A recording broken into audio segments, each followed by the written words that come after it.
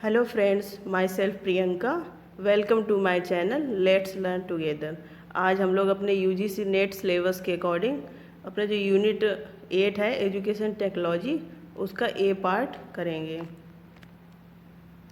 उसमें भी हम लोग origin of education technology as a discipline दो टॉपिक पे डिस्कशन करेंगे। ठीक है, तो सबसे पहले स्टार्ट करते हैं origin of education technology. Origin of education technology हमारा मतलब टेक्नोलॉजी का ऑरिजिन कहाँ से हुआ। टेक्नोलॉजी का ऑरिजिन अगर देखा जाए तो टेक्नोलॉजी का ऑरिजिन तो हमारे जो गुरुकुल सिस्टम हुआ करते थे वहीं से स्टार्ट हो गया था। गुरुकुल सिस्टम के बाद उसमें क्या होता था कि पत्तों पे लिखा जाता था। उसके बाद धीरे धीरे ऐसे एनहांसमेंट होता चला गया, फिर इंक और पेपर का यूज़ भी करने लगे। फिर उसके बाद चार्ट, डायग्राम, बहुत सारी चीज़ें बढ़ती चली गई। उन सब का हम लोग यूज़ करने लगे अपने जो स्टूडेंट थे उनकी नॉलेज को और ज़्यादा इन्हांस बनाने के लिए, मतलब एक प्रैक्टिकल वे में एक अप्रोच पूरी जो थी एजुकेशन टेक्नोलॉजी के रूप में ही सामने आई। इसके बाद सबसे पहले जो हमारे ऑनलाइन हाई स्कूल फाउंड किया गया 1994 में। ठीक है, सबसे उसके बाद 2015 में सबसे पहली बार ऐसा हुआ कि जो हमारे नॉन प्रॉफिट ऑर्गेनाइजेशन थे, प्राइवेट इंस्टीट्यूट, उसमें सबसे ज़्यादा ऑनलाइन स्टूडेंट ने इनरोल किया as compare to government profit organisation institute. ठीक है, इसके बाद यहाँ पे एक पिक्स के थ्रू समझाया गया है। सबसे पहले अबेकस कैलकुलेटर हमारा आया। कैलकुलेटर उसमें क्या होता था, ये देखो आपको दिख भी रहा है कि कैलकुलेटर का कैसे यूज़ करते थे। अभी भी बच्चों के जो छोटे खिलौने आते हैं ऐसे बहुत सारी अबेकस कैलकुलेटर के जैसे आते हैं, उसमें होता है कि 3 कराएँ तो वो 3 जो रिंग जैसी होती है उनको बताते हैं कि 1 2 3 ऐसे हो गया, ऐसे ही। फिर उसके बाद 1821 में हाँ सबसे पहले कंप्यूटर इन्वेंट हुआ। उसके बाद हमारा 1939 में फर्स्ट इलेक्ट्रॉनिक कंप्यूटर जो हम लोग डेली रूटीन में यूज़ करने लगे। 1971 में सबसे पहला ईमेल सेंड किया गया। उसके बाद 1973 में सबसे पहले कंप्यूटर यूज हुआ जिसमें सबसे पहली बार graphic user interface, keyboard and mouse का यूज़ किया गया। ग्राफिक यूज़र इंटरफेस क्या होता है, जो हम लोग अपनी ये पिक्स वगैरह को मूविंग फॉर्म में देख सकते हैं। इसके बाद 1975 में हमारा होम कंप्यूटर भी डेवलप हो गया। ऐसे हमारे डेवलपमेंट होते चले गए। फिर उसके बाद क्या हुआ, अभी जो हमारा टाइम पीरियड चल रहा है इसमें तो बहुत सारी यूज़ होने लगी ऑनलाइन चीज़ें, ऑनलाइन क्लासेस, ऑनलाइन शॉपिंग। मेरे अकॉर्डिंग 70% हम लोग ऑनलाइन ही यूज़ करने लगे हैं, मतलब 70% हम लोग टेक्नोलॉजी का यूज़ करने लगे हैं। टेक्नोलॉजी हमारी डेली रूटीन का एक हिस्सा बन गया है। ठीक है, इसके बाद हम लोग कुछ डेफिनेशंस डिस्कस करेंगे। Education technology is a combination of 2 words, education and technology. Education means क्या होता है कि हम लोग जो इन्फॉर्मेशन, नॉलेज या स्किल्स अपने हैं, जो एक्सपीरियंस हैं, उनको कैसे सोसाइटी के मेंबर तक पहुंचा रहे हैं। अब कैसे पहुंचाएंगे, स्कूल के थ्रू ही, पढ़ा के ही पहुंचाएंगे। हम लोग बच्चों को जो भी पढ़ाते हैं वो बच्चे स्कूल में, बच्चे सबसे ज़्यादा स्कूल में ही सीखते हैं। ठीक है, जो आगे सोसाइटी के मेंबर भी बनते हैं जाके। टेक्नोलॉजी बहुत हेल्पफुल होती है उस जो नॉलेज स्किल्स हैं उनको इन्हांस करने में। टेक्नोलॉजी क्या करती है, एक प्रैक्टिकल वे प्रोवाइड करवाती है, एक साइंटिफिक प्रोसेस प्रोवाइड करवाती है। तो एजुकेशन टेक्नोलॉजी बहुत ही हेल्पफुल है एजुकेशन एंड ट्रेनिंग में। इसमें क्या होता है कि बच्चों को प्रैक्टिकल वे में बहुत सारे एप्लीकेशंस यूज़ करके हम लोग स्किल्स और टेक्निक सिखाते हैं। ठीक है, इसके बाद हम लोग अब आते हैं characteristics of education technology. Characteristics जो अभी जितनी ऊपर सारी चीज़ें हम लोगों ने पढ़ी हैं उससे ही निकल के आते हैं। Systematic applications of scientific principle, मतलब टेक्नोलॉजी के थ्रू क्या हुआ, हमारे जो पढ़ाई का या कोई भी चीज़ होगी उसका एक सिस्टम साइंटिफिक वे में होता चला जा रहा है। मतलब अब जो छोटे बच्चे होते हैं उनका ही देख लो, गेम वगैरह खेलते हैं, उनको सब कुछ चलाना आता है, मोबाइल कैसे गेम खोलना है, कैसे कोई एप्लीकेशन डाउनलोड करना है, सारी चीज़ें खुद से ही होती चली जा रही है। टेक्नोलॉजी इतना ज़्यादा हेल्पफुल हो गया है। इसके बाद आता है continuous development of method and techniques of effective teaching. Technology का यूज किस लिए करते हैं, हमारी टीचिंग को और ज़्यादा इफ़ेक्टिव बनाने के लिए। ऑडियो विजुअल एड्स का यूज़ करते हैं, जिससे कि हमारी जो वर्चुअल रियलिटी, हमारे जो शो होते हैं ना, देखे होंगे आप लोगों ने, 5D में होते हैं, 7D में होते हैं, उसमें क्या होता है कि वो लगता है कि बिल्कुल सामने ही सारा चीज़ हो रहा है। तो आजकल टेक्नोलॉजी कितनी ज़्यादा इन्हांस हो गई है, हम लोग को एक जगह बैठे ही हर चीज़ का एक्सपीरियंस करवा सकते हैं। इसके बाद use of equipment and electronic, हम इक्विपमेंट का भी यूज़ करने लगे, इलेक्ट्रॉनिक्स इन सब का भी यूज़ करने लगे हैं। जैसे अपना कोई भी CV बनाना है, सबसे पहले क्या हुआ करता होगा कि एक पेपर लिया, फिर पेन लिया, फिर अपना सारे CV बना रहे हैं, लिख रहे हैं। अब क्या हो गया कि हम लोगों को ऑनलाइन या गूगल पे एज इट इज़ वो पूरा CV का एक कह सकते हैं कि सैंपल मिल जाता है, उधर से कॉपी करो, पेस्ट करो, बस हो गया, ठीक है। तो टाइम भी बहुत कम लगता है, पहले टाइम बहुत ज़्यादा लगता था। अब अपना UGC का जो रिज़ल्ट है वही मैंने सुना है कि पहले बच्चे एक एग्ज़ाम दे लेते थे, उसके बाद जब दूसरा देने जाते थे उसके बाद रिज़ल्ट आता था, या तब तक रिज़ल्ट आता था। तो क्या होता था, उससे पढ़ाई भी बहुत मतलब कहीं ना कहीं नुकसान करती थी कि पता ही नहीं है कि पास होंगे कि नहीं होंगे। अभी क्या होता है टेक्नोलॉजी के थ्रू कि हम लोग अपना रिज़ल्ट 15-20 दिन तक रिज़ल्ट आ जाता है। कोई भी चीज़ का होगी, UGC नेट का क्या कोई भी एग्ज़ाम होता है, सबके रिज़ल्ट बहुत जल्दी आ जाते हैं अभी, ठीक है। इसके बाद education technology more practical and less theoretical, मतलब प्रैक्टिकल नॉलेज बेस्ड होता है रादर देन थ्योरेटिकल।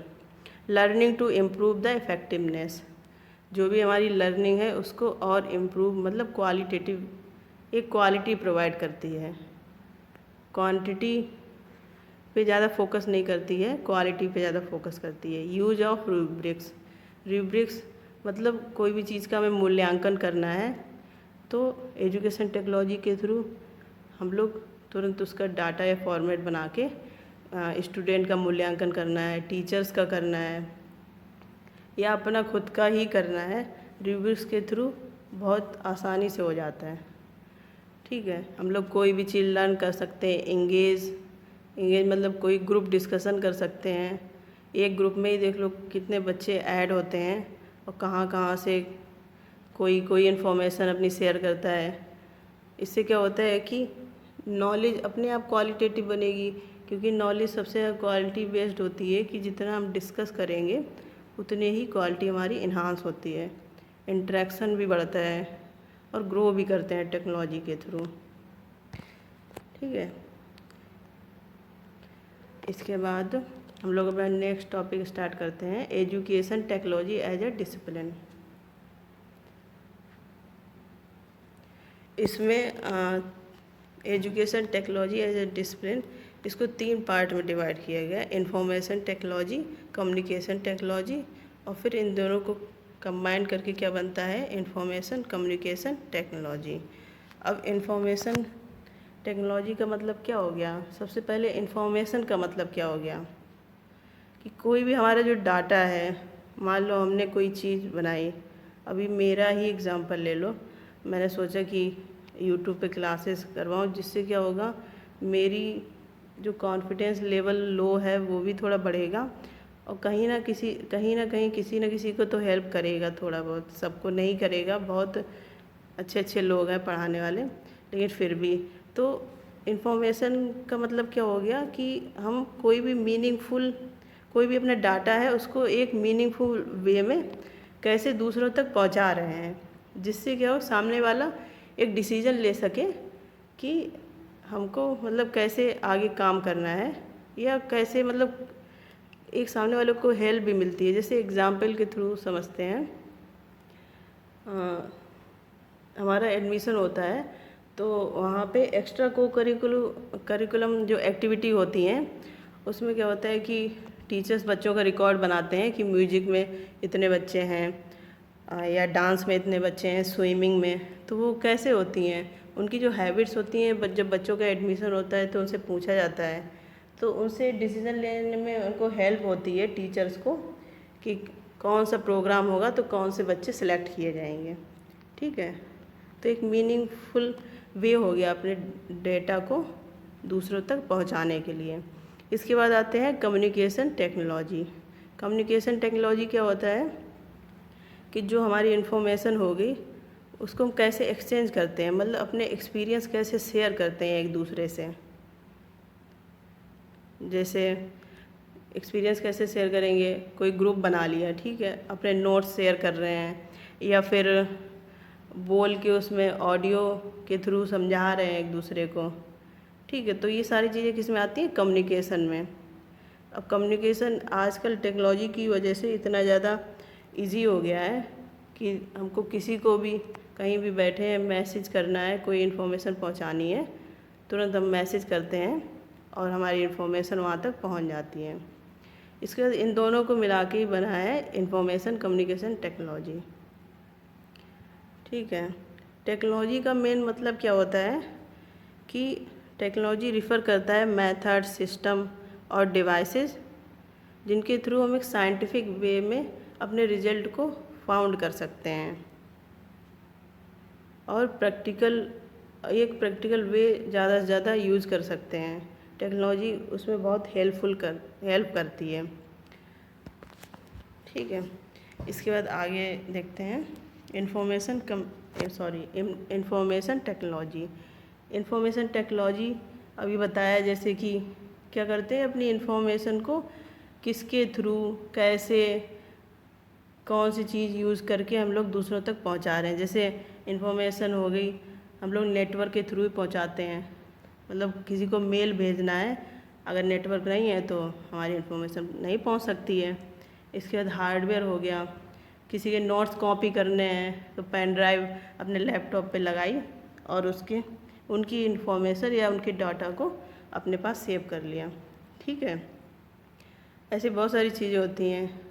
जैसे हमारे फ़ोन ही हो गए, मतलब कोई उसमें नेटवर्क नहीं आ रही है, कोई भी प्रॉब्लम है तो हम लोग कॉल सेंटर पे कॉल करके पूछते हैं तो वो हम लोग हेल्प करते हैं। मतलब क्या होता है, टेक्नोलॉजी इतनी इन्हांस हो गई है, हम लोग तुरंत अपनी कोई भी प्रॉब्लम का सलूशन निकाल सकते हैं। ठीक है, इसके बाद आते हैं कम्युनिकेशन टेक्नोलॉजी पे। अब कम्युनिकेशन टेक्नोलॉजी जैसे पहले बताया कि अपने आइडियाज़ को, अपने एक्सपीरियंस को, अपनी जो नॉलेज है उसको कैसे एक्सचेंज करना है, कैसे करते हैं, इंटरनेट के थ्रू करते हैं, मल्टीमीडिया, ईमेल के थ्रू, टेलीफोन के थ्रू, ठीक है, ऑडियो वीडियो के थ्रू भी कर सकते हैं। जैसे कोई भी टॉपिक है या कोई भी मतलब कुछ चल रहा है, जैसे अभी लॉकडाउन चल रहा है, कोरोना बहुत ज़्यादा चल रहा है, तो उस पर कितने सारे वीडियो आते हैं, तो क्या होता है पूरे देश भर की नॉलेज या देश से बाहर की नॉलेज भी हम लोगों को मीडिया के थ्रू मिल रही है। मीडिया एक कम्युनिकेशन सिस्टम का बहुत बड़ा पार्ट है। ठीक है, इसके बाद कम्युनिकेशन टेक्नोलॉजी में अपने मोबाइल फ़ोन्स हो गए, वेब हो गए, ये सारी चीज़ें इंक्लूड करें। जो हमारे बिजनेस वगैरह होते हैं या हाँ बिजनेस चलाया जाए, सोशल पर्पस के लिए कोई भी इंस्टीट्यूट खोला गया है तो उसमें भी कम्युनिकेशन बहुत ज़्यादा ज़रूरी है। तो टेक्नोलॉजी हर जगह पे अपना रोल बहुत अच्छे से प्ले कर रही है। समझ में आ गया होगा कम्युनिकेशन टेक्नोलॉजी क्या होता है। ठीक है, अगर कुछ भी पूछना हो तो प्लीज़ कमेंट करके पूछिएगा, मैं आंसर ज़रूर करूँगी। इसके बाद आते हैं information and communication technology. Information and communication technology in education is the mode of education that use information and communication technology to support, enhance and optimize the delivery of information। वही information और communication को combine करके हम लोग जो use करते हैं उसको ही बोलते हैं इंफॉर्मेशन एंड कम्युनिकेशन टेक्नोलॉजी। उससे क्या कर सकते हैं, सपोर्ट इन्हांसमेंट, जैसे हार्डवेयर हो गया, सॉफ्टवेयर हो गया, ये सारे किस में आते हैं, इंफॉर्मेशन कम्युनिकेशन टेक्नोलॉजी में। By using ICT learners must rise above the rote factual level to begin to think critically and creatively। मतलब ICT का यूज़ करके हम लोग जो हमारे लर्नर हैं उनकी थिंकिंग को क्रिएटिव बना सकते हैं। कैसे क्रिएटिव बना सकते हैं, जैसे कोई बच्चा है उसको हम लोग क्लास में ऐसे बता रहे हैं कि बच्चों हमारे जो बादल होते हैं ऐसे होते हैं, सफ़ेद होते हैं, कभी काले भी, तो उसको नहीं समझ में आएगा। अब हम लोग टेक्नोलॉजी का यूज़ कर रहे हैं, उसको PPT या 3D मूवी के थ्रू दिखा रहे हैं। अभी तो जो किंडरगार्टन स्कूल हो गए हैं उसमें देखा होगा आप लोगों ने कि वो पूरा सेटअप ही ऐसे करते हैं कि ऊपर बादल बने हैं, पेड़ बना है, तो बच्चों को क्या होता है कि वो जो चीज़ देख रहे हैं उससे क्या होता है, उन पे ज़्यादा इफ़ेक्ट होता है ना कि सुनने से। तो ICT यही यूज़ हेल्पफुल होती है यहीं पे कि लर्नर को कितना क्रिएटिव और बनाया जाए। अभी जो बच्चे बचपन से ही ऐसी चीज़ें करेंगे तो वो अपने आप क्रिएटिव बनेंगे। ठीक है, ठीक है, आज के लिए इतना ही। कुछ पूछना हो या कुछ मिस्टेक्स रही हो तो प्लीज़ कमेंट करके बताइएगा। Thank you for watching my video. Thank you so much guys. मिलते हैं नेक्स्ट वीडियो में। इसके आगे के जो टॉपिक हैं उसको लेके मैं आऊँगी। कुछ सजेशन देना हो तो वो भी प्लीज़ दीजिएगा, जिससे मैं और अच्छा कर सकूँ। Thank you.